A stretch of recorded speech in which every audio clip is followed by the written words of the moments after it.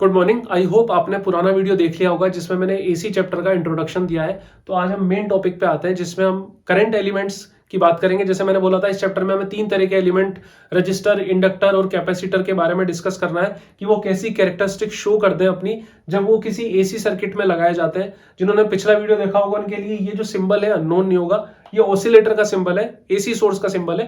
तो यहाँ पहला जो हम सर्किट देख रहे हैं उसमें ये देख रहे हैं कि जब एक रजिस्टर को लगाया जाएगा, एक रेजिस्टेंस को लगाया जाएगा तो क्या कुछ बिहेवियर होगा।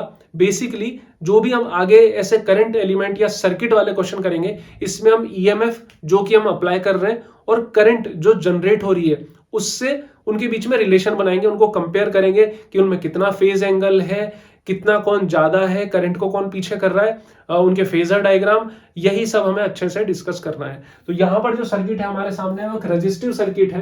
रेजिस्टिव सर्किट, देखो मैं क्या बोल रहा हूं, रेजिस्टिव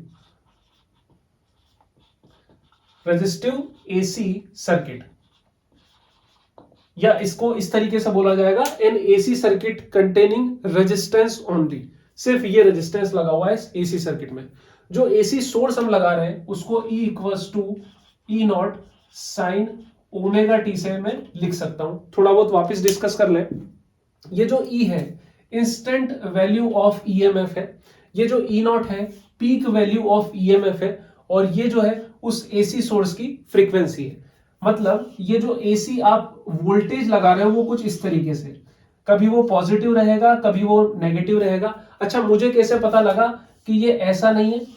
क्योंकि ये साइन वाला फंक्शन है इसलिए ये ऐसा ही बनेगा।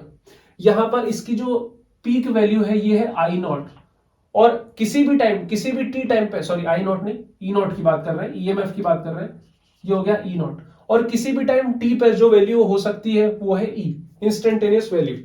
ये हमेशा टाइम के साथ चेंज होती रहेगी और ये मैक्सिमम होगी, बस ये चेंज नहीं होगी किसी भी ईएमएफ के लिए।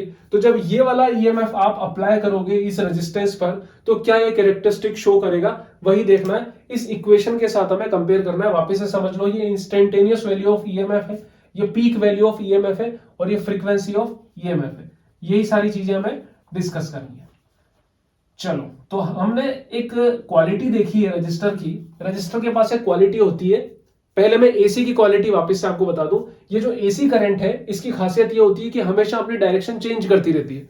जैसे देखो आप, पॉजिटिव नेगेटिव, मतलब इस सर्किट में कभी तो करंट क्लॉकवाइज फ्लो होगी, कभी करंट एंटी क्लॉकवाइज फ्लो होगी, और ये 50 हर्ट्ज के साथ होगी। मतलब जैसे हमारे घर में जो आती है 50 हर्ट्ज, उसका मतलब है एक सेकंड में 100 बार ये अपनी डायरेक्शन को चेंज करेगी।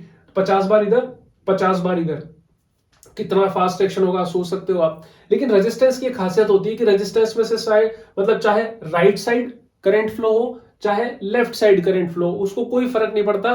रेजिस्टेंस का काम हीट जनरेट करना है, वो हीट जनरेट करता ही है। मतलब अगर इस डायरेक्शन में करंट फ्लो होगी तो भी अगर इस रेजिस्टेंस की वैल्यू आर है तो लेफ्ट साइड करंट फ्लो होगी, मतलब उसके अपोजिट करंट फ्लो होगी, तब भी इस रेजिस्टेंस की वैल्यू आर ही रहेगी, वो चेंज होने वाली बिल्कुल भी नहीं है। अगर हम मान के चल रहे हैं कि ये एक प्योर रजिस्टर है, मतलब इसके अंदर कोई इंडक्टर वगैरह नहीं है, सिर्फ और सिर्फ रजिस्टर है, और जब तक बोला नहीं जाए तब तक आपको प्योर रजिस्टर ही काउंट में करना है। मतलब इस एलिमेंट के साथ सिर्फ और सिर्फ रजिस्टर है, आर वाली क्वालिटी देगा और कोई क्वालिटी नहीं देगा। ये करंट के फ्लो में अपोज करेगा, लेकिन किस डायरेक्शन वाली में करेगा इसका कोई स्पेसिफिक नहीं है। किसी भी डायरेक्शन में करंट फ्लो इससे ये अपोज करेगा ही करेगा, और उतना ही करेगा। अगर आपने सेमीकंडक्टर चैप्टर पढ़ा होगा उसमें डायोड के बारे में कुछ इसका जस्ट अपोजिट है। वो किसी एक डायरेक्शन को तो अलाउ करता है और किसी दूसरे डायरेक्शन को नहीं करता, वो यूनी डायरेक्शनल प्रॉपर्टी होती है। लेकिन रेजिस्टेंस में कोई यूनी डायरेक्शनल प्रॉपर्टी नहीं होती है। ये दोनों साइड में करंट फ्लो हो, कहीं भी करंट फ्लो हो, ये हमेशा अपोज करेगा और उतना ही करेगा। ठीक है, तो ये ईएमएफ आपने इसको प्रोवाइड किया। मान लो इसको मैं इक्वेशन 1 बोल देता हूं। ठीक है, अब हमें पता है कि जब इसमें से करंट फ्लो होगी, जैसे अगर मैं दोनों साइड इस फर्स्ट इक्वेशन में आर का डिवाइड लगाऊं तो E by R equals to E naught by R sine omega t. E by R क्या होगा, आई, और ई नॉट बाय आर क्या होगा, आई नॉट साइन ओमेगा टी। देखो, जैसे ये इंस्टेंटेनियस वोल्टेज था ऐसे ही है instantaneous current. Peak value of EMF, peak value of current, और ये साइन ओमेगा टी और ये भी साइन ओमेगा टी। फ्रीक्वेंसी में भी चेंज नहीं आया, करंट इस तरीके से फ्लो होगी। इसको मैं इक्वेशन 2 बोल देता हूं। मतलब अगर आप EMF E equals to E naught sine omega t apply करोगे इस रेजिस्टेंस पर, तो इसमें से current I equals to I naught sine omega t flow होगी। इसका भी मैं ग्राफ बनाऊंगा, दोनों के ग्राफ के कंपेरिजन आते हैं। यहां पर हमने देखा कि E naught upon R equals to I naught हो गया है, E naught upon R equals to I naught, यानी कि मैं कंपैरिजन कर सकता हूं यहां पर इस जगह पर। बोर्ड छोटा है तो मुझे इधर उधर इसी तरीके से करना पड़ता है। I naught equals to E naught by R, तो R equals to E naught upon I. ये जो आर है यहां पर, इसको अपोजिशन टू द करंट बोलते हैं। अपोजिशन, वो पार्टी होती है ना पॉलिटिक्स में, वैसे opposition to the current, opposition to the current in resistive circuit, ये आर है। R is equal to E naught upon I, ये ही यहां का अपोजिशन टू द करंट है। सिंपल सी बात है, समझ में आ रहा है हमें? ठीक है। अब जैसे मैंने आपको बोला, और इसकी यूनिट तो हमें पता ही क्या होती है, ओम होती है, अपोजिशन टू द करंट की। अब हमें क्या करना है ना, इन दोनों इक्वेशन में कंपेयर करना है, उनके ग्राफ बनाने हैं। ठीक है, यहां देखा साइन की इक्वेशन है, यहां भी देखा साइन की इक्वेशन है, यहां पर भी पॉजिटिव है, यहां पर भी पॉजिटिव है।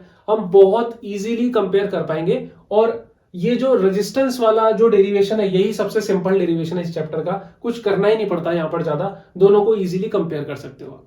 जैसे हमने देखा कि E equals to E naught, या आप बोले तो अलग अलग कलर का मैं बनाता हूं, देखो उससे कंपैरिजन करने में आसानी होगी। मैं अलग कलर का बनाता हूं। I equals to I naught sine omega t, ये हो गई इक्वेशन 2। अब दोनों के मैं ग्राफ बना रहा हूं, ई आई वर्सेस टाइम ग्राफ में बना रहा हूं। यहां पर देखो कैसा बनेगा, ये टाइम और ये हो गया आई एंड ई वाला। चलो, हमने लगाया सबसे पहले ईएमएफ, चाहो तो ऐसा बना लेते हैं, ये हो गया। ठीक है, ये हो गया ईएमएफ, जहां पर ये जो है पीक वैल्यू ऑफ ईएमएफ आएगी, ये हो गया ई नॉट, और ये वाला ग्राफ हो गया ई का वर्सेस टाइम। ये ईएमएफ लगाया, ब्लैक वाला वही ग्राफ है। ठीक है, अब आप देखो फ्रीक्वेंसी चेंज नहीं हुई है और कोई माइनस माइनस नहीं है, दोनों साइन के, मतलब ये भी साइनोसोडियल ग्राफ ही बनेगा, ब्लू वाला भी साइन वाला ही बनने वाला है। और क्योंकि हमें पता है I इज इक्वल टू क्या होता है, I is equal to E by R होता है, मतलब कुछ अपोजिशन का डिवाइड लगाते हैं, तो करंट को मैं थोड़ा सा छोटा बना लूंगा, नीचे बना लूंगा, कुछ डिवाइड दे के करंट बनती है ना, तो ब्लू वाले से मैं करंट बना लेता हूं। तो ये मैंने करंट का ग्राफ बनाया, देखो ये, और इस तरीके से ऐसा जैसा ग्राफ चल रहा है, ये हो गया आई का, और ये यहां पर हो गया आई नॉट। जैसा ग्राफ ई नॉट का चल रहा है, मतलब ई का चल रहा है, मतलब ईएमएफ का चल रहा है, वैसा ही ग्राफ करंट का चल रहा है। दोनों में कोई डिफरेंस नहीं आया, बस एम्पलीट्यूड का, उनकी हाइट का डिफरेंस आया, वो भी चाहो तो ऐसा कुछ नहीं है, पर मतलब सेम चल रहा है ग्राफ। देखो जब ये पीक को रीच कर रहा है, जब ई वाला ग्राफ पीक को रीच कर रहा है तो ही आई वाला ग्राफ पीक को रीच कर रहा है, जब ई वाला ग्राफ जीरो पे आ रहा है तभी आई वाला ग्राफ जीरो पे आ रहा है। बिल्कुल साथ साथ चल रहे हैं, बिल्कुल साथ साथ चल रहे हैं। वो इसलिए हो पा रहा है, बहुत ध्यान से समझना, वो इसलिए हो पा रहा है क्योंकि दोनों के बीच में कोई भी फेज डिफरेंस नहीं है, दोनों के बीच में फेज डिफरेंस नहीं है। जब इस सर्किट में आप ये ईएमएफ लगाते हो, तो अगर करंट इस डायरेक्शन में फ्लो हो रही है, करंट इस डायरेक्शन में फ्लो हो रही है, तो ईएमएफ भी इसी डायरेक्शन में होता है। ये चीज आपको थोड़ा आगे समझ में आएगी। इसी डायरेक्शन में ईएमएफ है और इसी डायरेक्शन में करंट फ्लो हो रही है, दो चीजें इसी डायरेक्शन में है, ऐसे दोनों के बीच में कोई फेज डिफरेंस नहीं है। ये फेज डिफरेंस होता है एंगल, फेज डिफरेंस मतलब एंगल, कोई एंगल ही नहीं है। जिस तरीके से ईएमएफ लगा उसी तरीके से करंट फ्लो होना चालू हो गई, बिल्कुल सिंपल तरीके से, कोई दोनों के बीच में एंगल का डिफरेंस नहीं है। मतलब यहां पर जो फेज है, फेज को बताते हैं फाई से, phase angle, phase angle phi equals to हो गया जीरो। ये बहुत ही इंपॉर्टेंट बात है कि प्योर रेजिस्टिव सर्किट में फेज एंगल जीरो होता है, दोनों में ही साइन साइन आ रहा है। आगे कॉस आएगा, चेंज करेंगे, फिर साइन में लाएंगे, लेकिन फेज का डिफरेंस आएगा। फेज का डिफरेंस कुछ ऐसा दिख सकता है कि मैं यहां लिखता I equals to I naught sine omega t plus pi by 2 minus pi by 2 plus pi by 3 minus pi by 3, ऐसा कुछ यहां लिखा दिख सकता था, जो कि नहीं दिखा। और वो जो अलग से लिखा हुआ रहता वही यहां पर फेज हो जाता। इससे क्या होगा, जैसे कि हम उसमें डीसी वाले में क्या निकालते हैं, P इक्वल्स टू वी आई हम इजीली निकाल देते हैं, पावर निकालो वोल्टेज इंटू करंट, यहां ऐसा नहीं होता।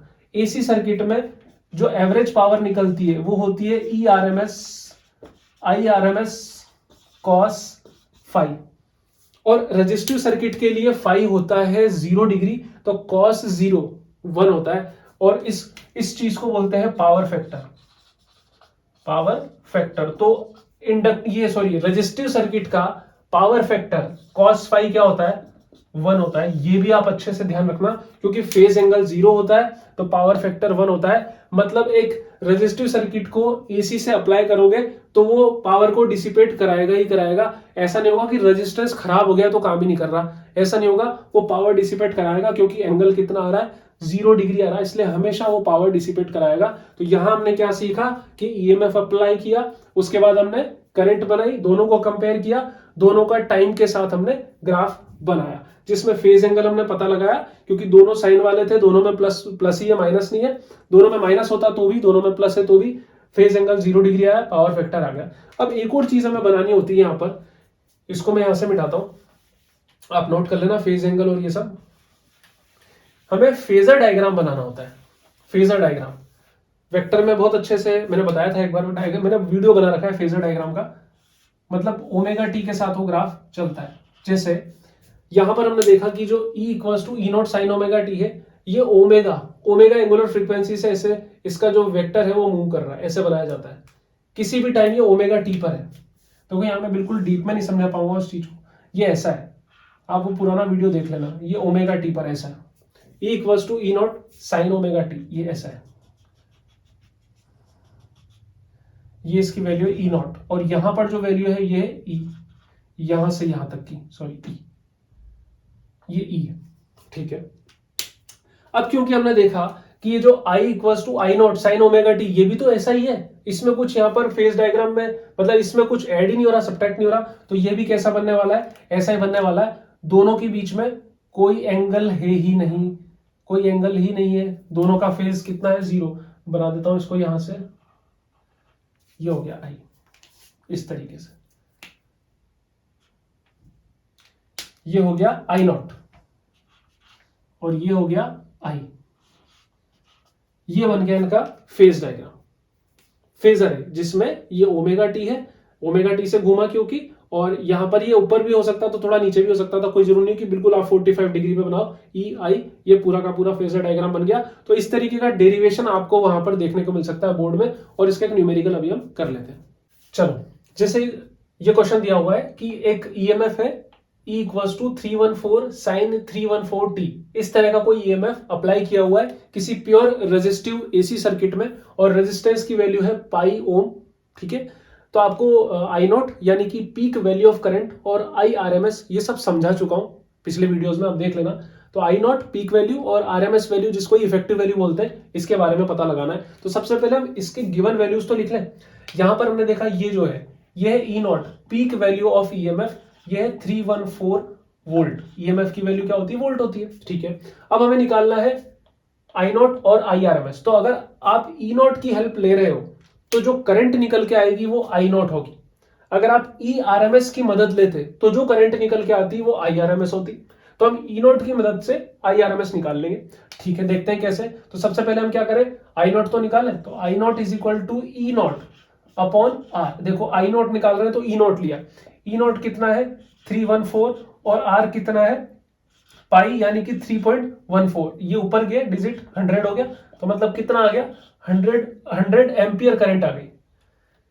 ये कौन सी करंट है, पीक वैल्यू ऑफ करंट है, ठीक है। अगर आपसे IRMS पूछा जाता है तो IRMS होती है peak value of current divide by √2, 1/√2 times होती है।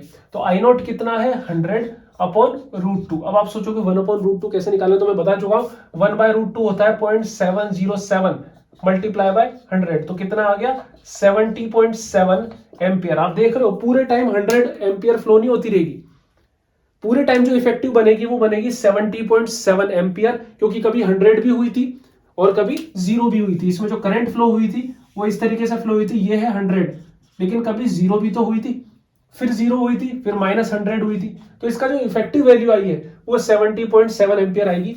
इसके अलावा अगर आपसे पूछ लेते हैं कि पावर फैक्टर बताओ, तो cos फाई जो होता है cos 0 इक्वल्स टू 1 हो जाता है यहाँ पर पावर फैक्टर। या फेज एंगल का डिफरेंस बताओ कि जो करंट फ्लो होगी जो आप बना रहे हो या इक्वेशन आप बनाओगे, तो इक्वेशन कैसी बनाओगे, यहाँ पर इक्वेशन इसकी बनेगी करंट की I equals to I naught कितना आया है 100 साइन 314t। ओमेगा थोड़ी ना चेंज हो जाएगा, फ्रीक्वेंसी चेंज नहीं होगी, सिर्फ इक्वेशन बदल गई। पीक ईएमएफ और पीक करंट ये होगी, दोनों के बीच में फेज एंगल कितना है, फाई कितना है 0 डिग्री है आंसर। तो आई होप आपको ये वीडियो समझ में आया होगा। नेक्स्ट वीडियो में इंडक्टर वाला बनाऊंगा। Thank you very much.